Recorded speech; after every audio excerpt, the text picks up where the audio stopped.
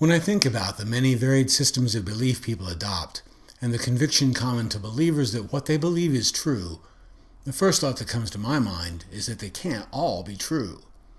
Some of them are so conceptually dissimilar to one another that there seems little or no meaningful basis by which to make comparisons. Some beliefs make claims that contradict things believed by others. Some beliefs go so far as to make an article of faith that people who believe differently are wrong and deserving of harsh treatment, even extermination. I've often heard it said, and have come to believe myself, that the universe tends to produce what you truly believe it will. The central activity in manifestation amounts to focusing your thoughts on a belief that what you want will arrive in your life. It seems increasingly plain to me that what you make the focus of your belief matters less than the believing itself. Faith, which is belief put into practice and demonstrated by action, is incredibly potent. Having supposed a contemporary mystical narrative that offers me a plausible architecture in which I might invest my faith, one that provides for the creation of miracles, a reasonable next step in exploring the potential of miracles is to explore a kind of miracle that offers the best chances for successful discovery by flawed, woefully under-evolved humans. In this edition of the Temporal Reverie, I want to share some thoughts about what could be a good place to begin an education in creating miracles. A type of miracle that offers deep incentives to invest fully in summoning your faith to bring it about. A portion of physical reality with which we are more fully connected than anything else in the universe. Quite possibly a portion of physical reality that is naturally, or even supernaturally, prone to this particular type of miracle. While it may feel like a terribly ambitious miracle to achieve compared to others you might imagine, it may turn out that the simplest, easiest miracle of all to perform is to heal your own body.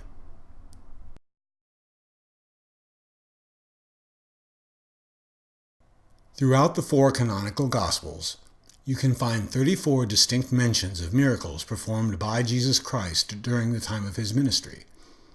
There are miracles as varied as the turning of water into wine, calming a storm at sea, multiplying fishes and loaves to feed thousands. But one type of miracle occurs so often in the scriptural accounts that Jesus believers today celebrate him as the great physician. Of these 34 miracle accounts, 27 of them are instances of Jesus performing an act of healing, including 4 cases of restoring life to the dead, himself among them.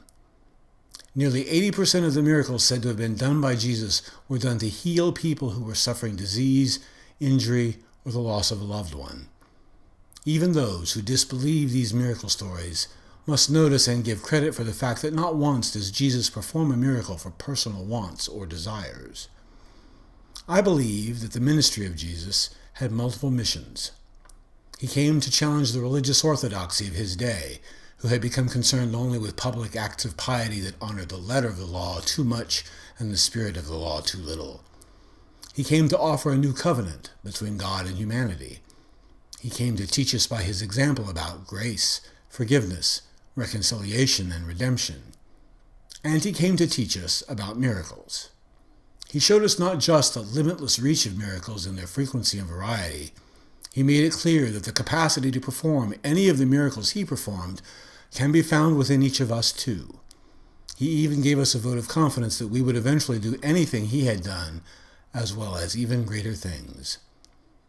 Like all of the miracles of Jesus, the change they produced were immediate.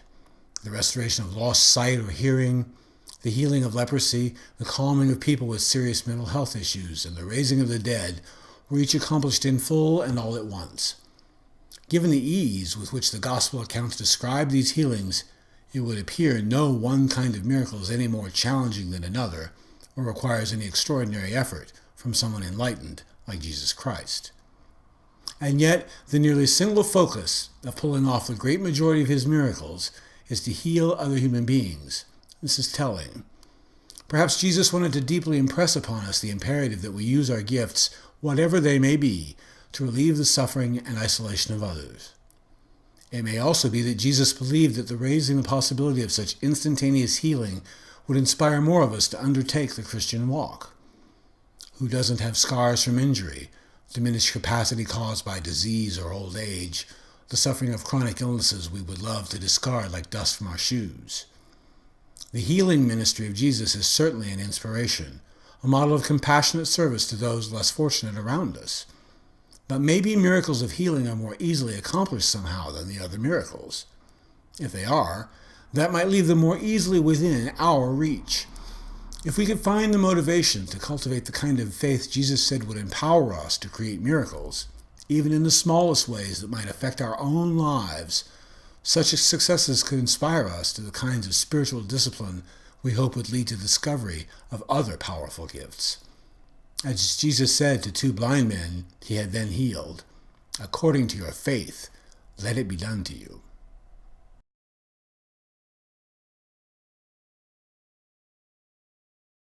According to the narrative I've been developing over several episodes, all miracles amount to the exact same act.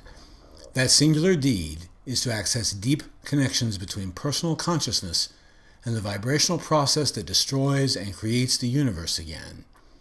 All miracles are exactly the same in their essential nature, the grant of a state of exception in reality. One miracle differs from another only in the choices of what to override in reality and what conditions result from the exception granted. During our mortal lives, we gain agency in the world because we internalize the workings by which various acts of our will give us control over the body, and from that control obtain the means to our words and our actions. This agency is something all of us learned, but which next to none of us remember, because we were so young and our identities still so undefined at the time we internalized this knowledge.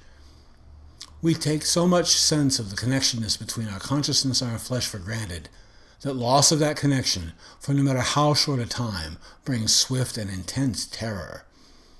Regardless of how connected or disconnected we feel to our lives, we are inescapably joined to everything in the whole universe across the full sweep of its time. But the limits of human consciousness, as well as that of our sensory biology, play an especially nasty trick on us. The illusion of separation, the certain feeling that we are cut off from everything else we encounter in the universe. That belief in separation is probably the single biggest barrier to extending our influence over much more of our lives. I suspect that most people who entertain secret daydreams about having superpowers dream up abilities that give them control or advantage over things outside themselves. To be sure, the yearning to have greater control over the conditions of life is easy to understand. But even as we engage our imaginations to envision the influence and control we don't have, we sabotage actually reaching for that influence after duping ourselves into a conviction that a gulf of separation keeps us from touching the things we would influence. Because of all this historical and cultural programming, it may well be that the easiest type of miracle to produce is one that leverages a lifelong certitude of the deep connectedness between our inner selves and the body that we inhabit. We don't have to imagine that connection to physical reality. We have known it, unthinking, all our lives. Perhaps the easiest of all miracles is one that exerts control over our own bodies, the one thing in the physical universe to which we know we are connected.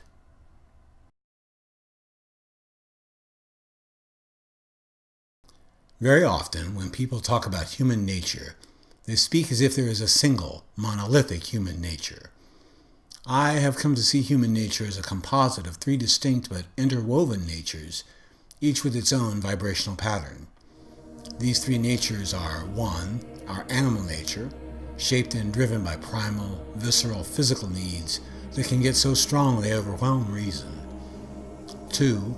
Our rational nature, motivated to leverage its thinking, pattern-seeking qualities in search of advantage and control.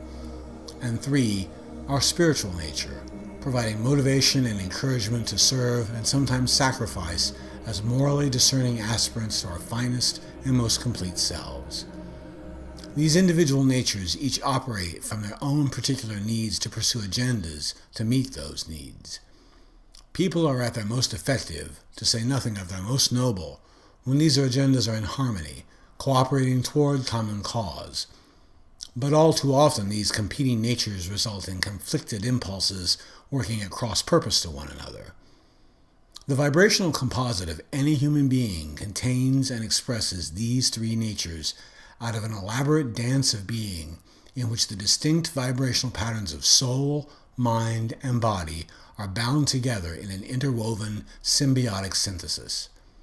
But even so, not all three of these partners in our existential ménage à trois are equal.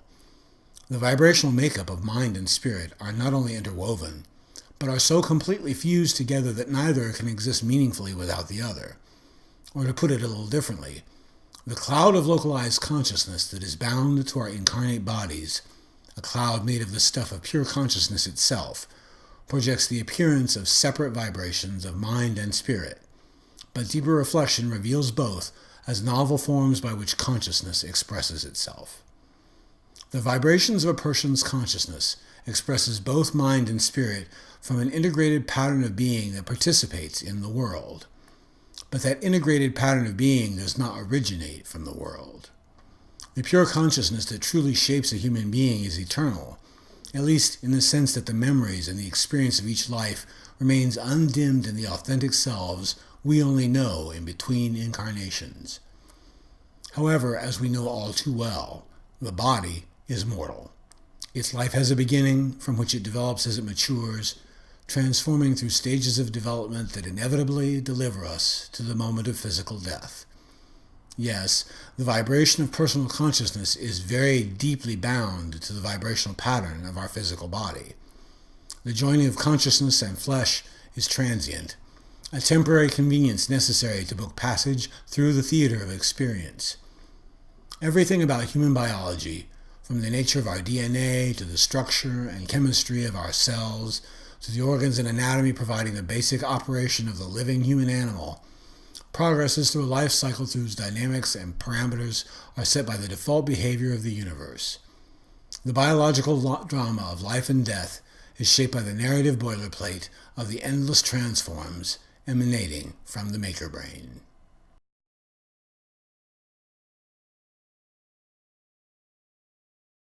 Each and every human being is a unique expression of the wonderful variation possible within humanity as a whole. Even people who are part of a set of identical siblings, and thus have a particular DNA in common, have their own unique set of experiences, memories, and thoughts. Billions of human beings live on the earth today, and no two of them completely identical. At the same time, there is astonishing commonality among people.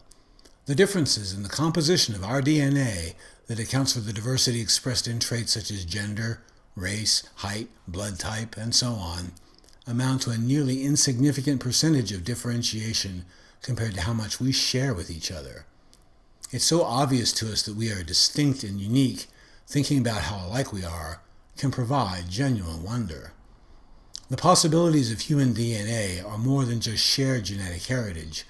They express a biological identity that comes to each of us, quite literally, as a birthright.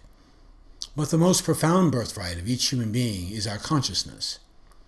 Just as the gene pool provides the source for everything identical between human beings, the collective unconscious provides the source for all that is archetypal about human consciousness.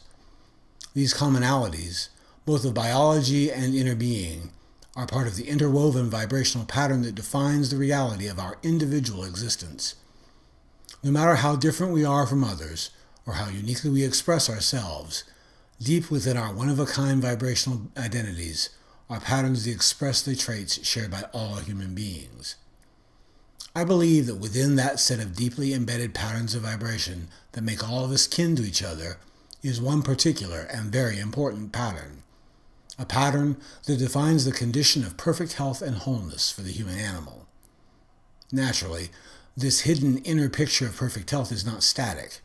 It evolves over time as we progress through our human lifespan, adjusting so that the perfection it expresses matches our current spot in that lifespan. It ages along with us, but all the same offers a blueprint of optimum physical well-being for any and every point in our lives. This embedded vibrational blueprint for perfect physical health can be put to a purpose that we can use to our benefit.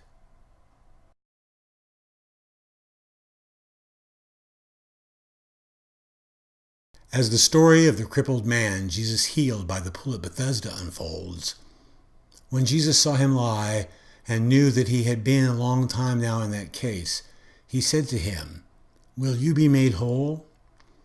Of course, this language comes to us from 2,000-year-old verbal accounts of the ministry of Jesus that were decades later incorporated into a text that eventually became one of the Gospels. And those words, when set down in writing, were written in ancient Greek that centuries later were translated for English language speakers into the words, "be made whole." But even so, those simple words suggest a couple of things about the nature of these healings. The imperative verb "be made" is consistent with what I suggest about the nature of all miracles, including healing. A miracle is a state of exception that imposes a particular condition upon a specific moment in the universe the next time the universe is remade. To be healed by miracle is to be remade. The condition invoked by this divine healing command is wholeness. The contemporary notion of being made whole is something we usually find these days in lawsuits. When someone sues to be made whole, they seek restoration to a condition comparable to one that predates the damages in the lawsuit. It implies a legal, if not a literal, reversal of any and all harms. It contemplates that reversal using a simple blanket language intended to encompass all damages, whether or not they're explicitly enumerated. So, in purely narrative terms, perhaps the fastest, simplest way to define the parameters of a miracle healing is to call for the person being healed to be made whole. Voicing the intended state of exception in those terms is both easily done and entirely comprehensive. It's a very efficient way to imagine and describe the healing to be done. In fact, the person calling for the miracle doesn't need to know a single thing about what part of the body needs healing or what kind of healing it needs. While I don't imagine that any miracle you might imagine would pose any difficulty to Jesus, the fact that a direct, streamlined way to frame and call for a restoration of wholeness may indicate that healing is one of the simplest miracles to produce. It may help explain why so many of the miracles done by Jesus were healings. Not only are such miracles deeply personal and therefore certain to have great impact, they may also be easily called forth. They may be the low-hanging fruit of potential miracles, and thereby possibly within our reach. At this point, there's something about the potential for faith-based healing that cannot be stated strongly enough. It is profoundly unwise to focus entirely on miracle healing to the exclusion of traditional and even alternative medical treatments if those are available. In the quest for health, we should engage all available modalities in concert. There is no lack of faith to be found in bringing all methods to bear in pursuit of healing. There is no wisdom found in turning aside every helpful influence at your disposal. But if the vibrational pattern of the human body contains an embedded specification of physical wholeness, that particular specification may be associated with an action of the maker brain that immediately applies wholeness to the body when it is recreated next. Leveraging the wholeness response provides yet another factor you can add to your plan for healing. That wholeness response might be part of the default programming for reality that the maker brain can use for the automatic recreation of the universe. An anticipated response built into the fabric of the universe that can be triggered like a reflex. A wholeness response that Jesus could trigger in others, or which, like the woman by the well, we can trigger ourselves. After all, Jesus told the woman by the well, "And he said to her daughter, 'Your faith has made you whole.'"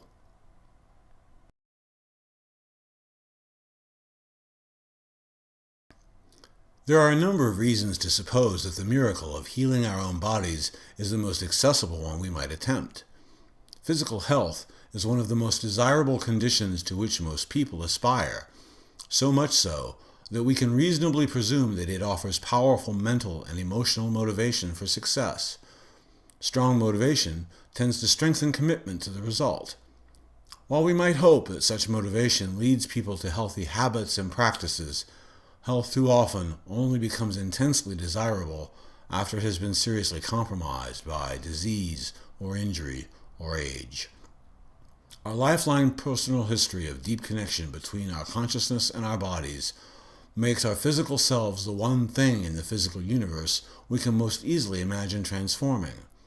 After all Almost everybody has studied themselves in the mirror and observed how their body has changed over time. We notice and recall detailed aspects of our bodies that we feel would benefit from improvement. It's not as if nobody has ever given thought to what they would fix about themselves in a heartbeat if they had the means to fix it.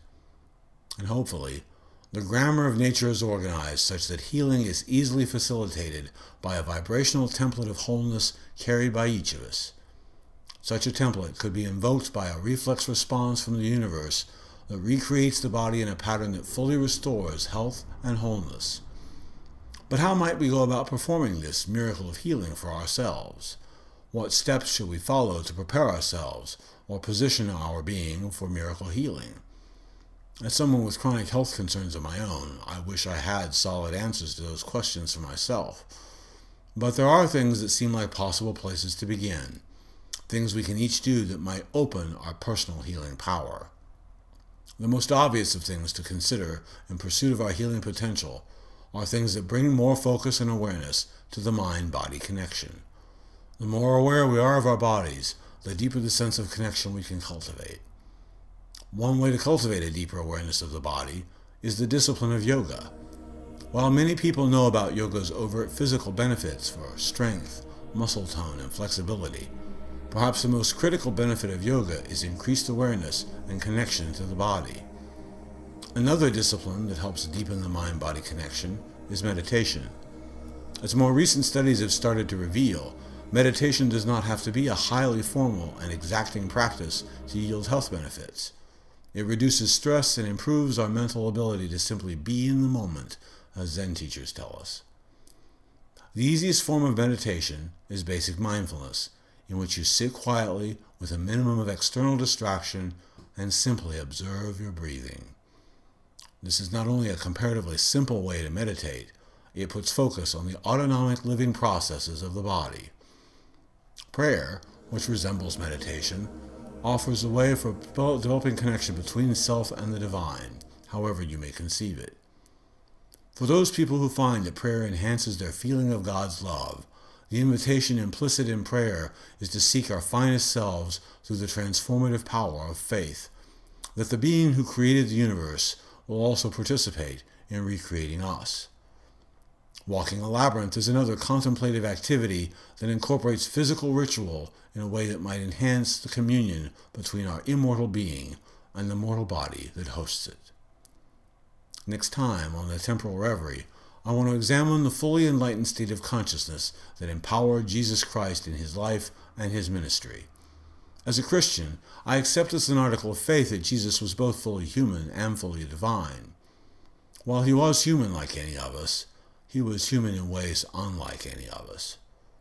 How might the person of Jesus, born a human being, have begun his life as Jesus Christ, but was awakened to Christ consciousness during his walk in life? And what is Christ consciousness? Even absent religious faith, we now know that our state of mind and our emotions have great impact on health. How we think and what we believe influences our wellness in ways that can either help or hurt us. It seems increasingly plain that the most helpful doctor we should consult is ourselves. While Jesus said this as an admonishment to hypocrites, we can also find a hopeful invitation in the words, "Physician, heal thyself." I'd like to know what you think of this episode. Please leave any questions or thoughts you have to share in the comments below.